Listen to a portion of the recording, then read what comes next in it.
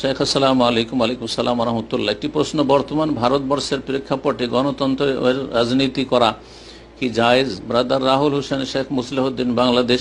এনারা বলেছেন যে এখনকার বর্তমান প্রেক্ষাপটে রাজনীতি করা অনিবার্য।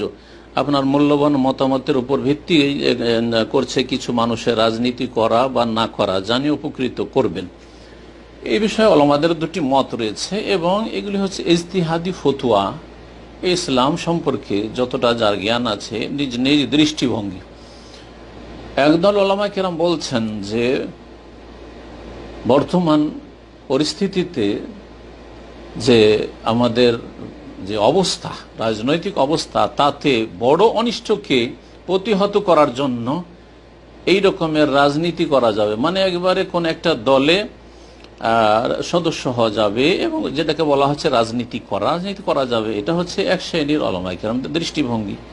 আর এক শ্রেণীর ওলামারা বলছেন যে না, দলের আদর্শে বিশ্বাসী হয়ে, কারণ এগুলি সব বাতিল। গণতান্ত্রিক দল যাই হোক না কেন, সে ইসলামের লেভেল লাগিয়ে হোক, যারা ধর্ম ব্যবসায়ী অথবা দুনিয়ার গরজে যেসব রাজনীতি করছে রাজনীতিবিদরা, সেসব দলগুলি হোক, পার্টিগুলি হোক, কোনোটাতে আদর্শগতভাবে অংশ নেওয়া জায়েজ নয় বিশ্বাসী হয়ে।